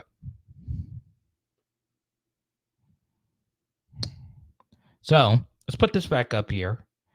And I'm going to remove my logo here. Now, this is ESPN QBR on the y-axis, and on the x-axis is EPA per play. Okay? So EPA is expected points added per play. It's basically an equivalent to yards per play, but some more situational analytics involved in it, okay? So as you can see, Jaden Daniels and JJ McCarthy are so far ahead of everyone in ESPN QBR and EPA per play. But McCarthy's EPA per play is way better than Daniels. Now, why is that the case? Because McCarthy has not played anybody. All right? The reason why I like QBR from ESPN more than EPA per play is EPA does not factor in level of competition. Okay? So until McCarthy plays someone, I mean, he struggled versus Balon Green. All right? I'm just not going to court him. Is he playing better? Yes. Is he really good? Yes. But Jaden's clearly better. Now, what I'll say about McCarthy being okay, good stuff, Dante. What I'll say about McCarthy being the Heisman favorite is pretty simple. He's the favorite, right? So what Vegas is doing is they're betting this according to how they think they're going to receive bets. And McCarthy is on a winning team. All right. Winning matters to voters. It shouldn't. It's an individual award. Hell, I could give the Heisman to someone on a 6-6 team. Okay. If that player is a beast and the rest of the team is just arse. Okay. But yeah, I mean, like, let me break up this hypothetical for the ones that say, "Oh, Jaden's lost 2 games." Let's just say we lost to Missouri. Let's just say instead of the pick 6 we had from Major Burns, let's just say Brady Cook drove down the field and scored a game-winning touchdown. Does that take away anything Jaden Daniels did in that game? It doesn't. Okay. The dumbest argument that people have made, okay, is the most valuable player always should be on a winning team. Stop it. That's nonsensical. The fact that all these years, the Warriors beat the freaking Cavaliers in the finals. They had the audacity to give the finals MVP to Andre Iguodala. The audacity to do that. When it's clear that LeBron James should have been the MVP of every one of those finals. Okay? Even though he's on a losing team. Okay, now it's not the biggest atrocity of man in the history of the world, but it's stupid. It's stupid. Okay? Just because you lose, it does not take away your value, does not take away how good you are. Right? As Michael B. pointed out, Lamar Jackson lost 4 games. He was the best player in college football. It's pretty clear. Okay? I mean, he was at Louisville. He had no line. Now, we tore him up in that bowl game, but that's because we had Arden Key, Dante Jackson, Duke Riley, and Jamal Adams. All right?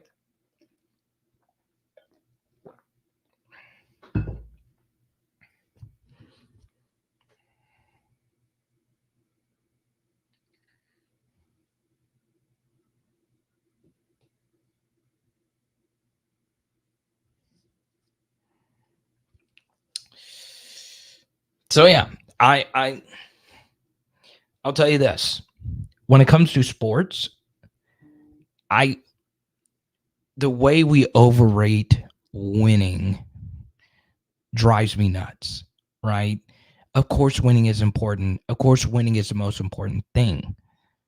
But when it comes to somebody's individual success, it's not nearly as important, right? Like, there's no way in a million years that just because Gene Chizik won a national championship, he's better than Bill Snyder, okay, who's a top 10 coach of this era, okay? A guy that I always think, this is always going to be the guy I'll bang the table for, always, is Mike Gundy. Now, history will not be kind to Mike Gundy because of the press conference rant will come off wrong. Mike Gundy is one of the best college football coaches you will see. He is that freaking good. Now, do I think he would work in a lot of different places outside of Stillwater? I don't know. But he's so freaking talented. He's so freaking talented. And the fact that he got robbed of a national championship opportunity, and I know that would have benefited us.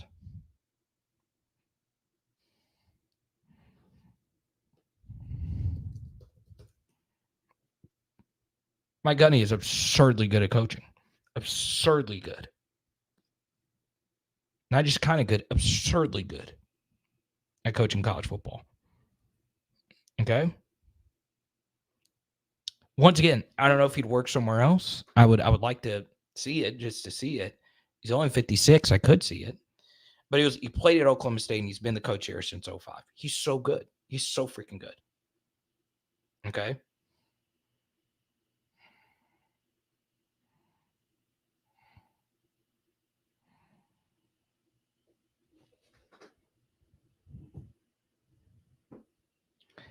I'm telling you. I'm a man. I'm 40.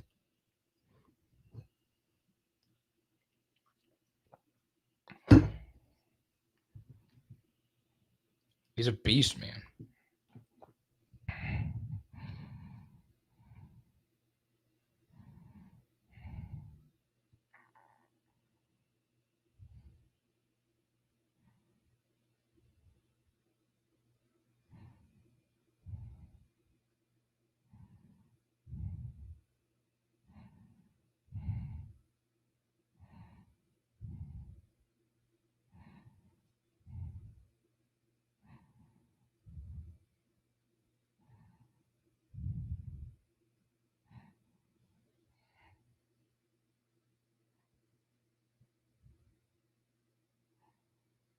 Oh, no.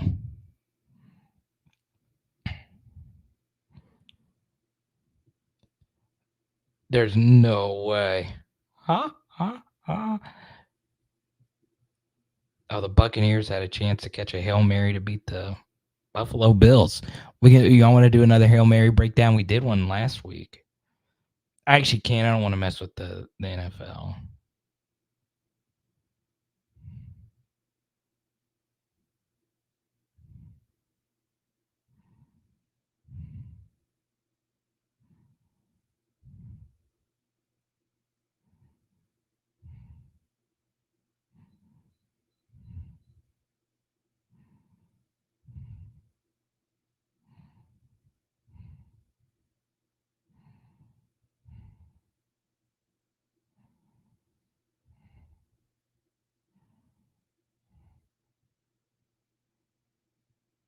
Someone who knows baseball, tell me if the Texas Rangers are going to win versus the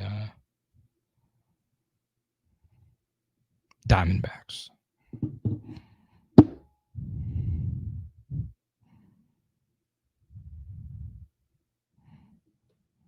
Yeah, I never understood the Iguodala MVP. I think it's kind of cool, though.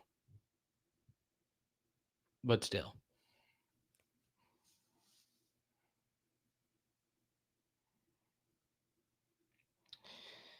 Yeah, Dwayne, I am too. I mean, before we played Army and Auburn, we were the SEC's worst when it comes to yards per rush defended.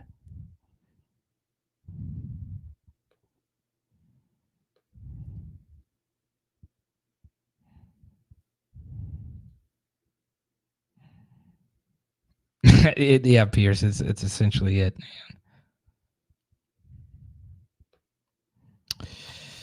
Yeah, Mac, I'll tell you this, and I know Brian Kelly would be very angry with me saying this, but I can't change my opinion because this actually got printed in a Dig magazine. But Manti Te'o was like the most narrative-based Heisman finalist I've ever seen. Like, I don't think he had 8 interceptions.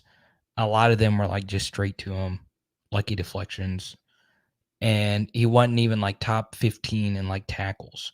He was a very good player.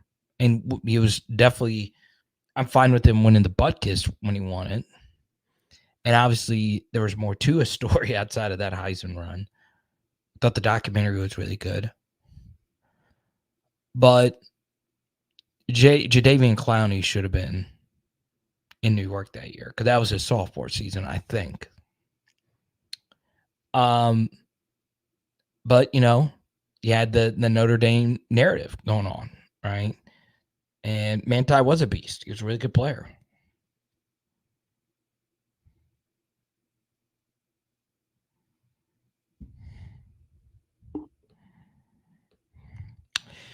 Yeah, Pegasus, I'm not the best to answer the Balloon d'Or. Like, I mean, I follow soccer, but I think in order to really comment on that, you have to follow all the leagues. Okay. Now, obviously, I would be biased because I'm mostly an EPL guy. I watch more EPL than MLS. But yeah, Erling Haaland should be the Balloon d'Or winner. My opinion. There was not a better player in the world than him. Okay.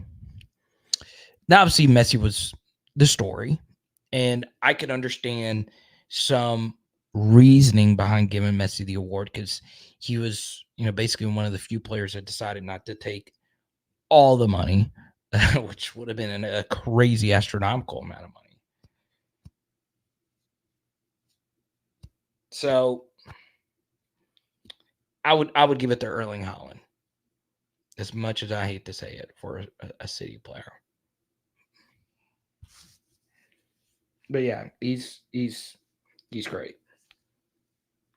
Still, the weirdest thing though is like Harry Kane being with Bayern is still so weird to me, and it's just one it just doesn't feel right. Right? I thought Sadio Mane going to Bayern was tough, but even that kind of made sense. And I'm obviously a Mane super fan, but Harry Kane going to Bayern. I also get it though, getting out of England with what happened in the penalty, but yeah.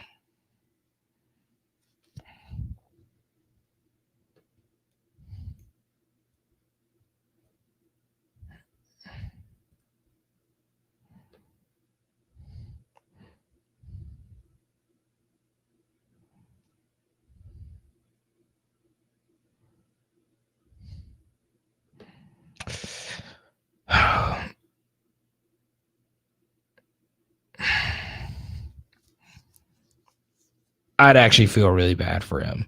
It's kind of hard for me to ever feel bad for like an elite tier professional athlete because they have so much money and they live lives that we can only dream of, right? But that would be absolutely brutal. Absolutely brutal if they won. And I know a lot of Spurs fans, met a lot of them overseas.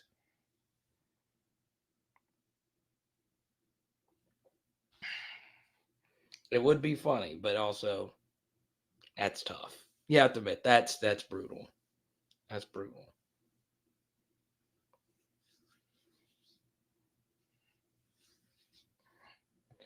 All right, y'all. This was a lot of fun. Big shout out to our top super chatter tonight. Player X showing us some love. Seal, Jared, obviously Van, obviously Rome, obviously Roby, Michael B, the winner of Malik card, and James, thank you for the super chat. Good to see you from Ruston by way of Houston.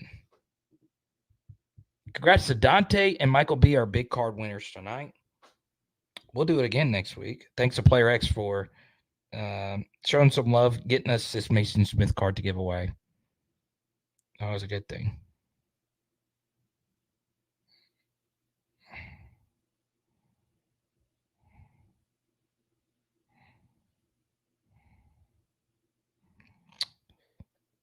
I do want to bring one thing up.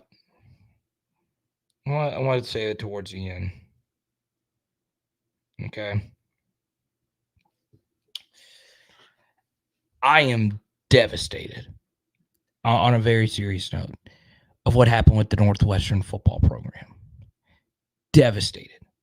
Okay. It's been a tough year for Louisiana football programs. Tough. Okay. I mean, no joking at all. We had the situation that happened at Grambling where the young man got hurt. And my heart shattered for him in Tiger Stadium. In the middle of a blow, he got seriously injured. And then, of course, we had the Greg Brooks situation, which is also very serious. Then we had the situation in Northwestern where a player dies and they cancel the season and the coach steps down. Don't know what all is going on over there. I really do feel for these smaller school programs, right? Like the gap between like LSU and that is so massive. And, I'm familiar with this because my next door neighbor is currently a pretty elite D3 level corner, right? He's really good. He could obviously walk on at a lot of big time universities. And they love football as much as the guys at LSU love football, right? You've got to really love it if you want to play at that level. Okay. So yeah, anything lower than like the Power 5 level, it's tough. I mean, it's a grind, right? And those guys put in so much work, and they have to deal with, the emotion of losing a teammate, and now, the season is just done. And my heart also hurts on a lesser note for all their remaining opponents. It just sucks. Like it sucks. So for anyone from Northwestern watching this right now, my heart hurts for you. Like it really, really, really does. I hate that. I think I think I know the guy who does the play-by-play for them. I know he's hurting, right? Sucks. Absolutely sucks. So my heart goes out to all the fans. It's just brutal, right? So I did on a sad note, but I wanted to get to that towards the end to get into what really, really matters. But otherwise, it was a good stream. Now, I will be chatting in the Discord. If you do love me, all right, I understand. You just like the YouTube. I get it. Some of you just like the YouTube. And I talked to you about joining the Discord via our Patreon. I have a Jaden deep dive right now on Patreon. The only part of his game where he has regressed and why that's a good thing. You can read it. Even it's free of charge. All you gotta do is go to the link down below, patreon.com/LSU football. Okay? It is Power Hour LSU. Boom. And tonight, to celebrate Weston Davis, we're doing some Meat Lovers Pizza. Let's go.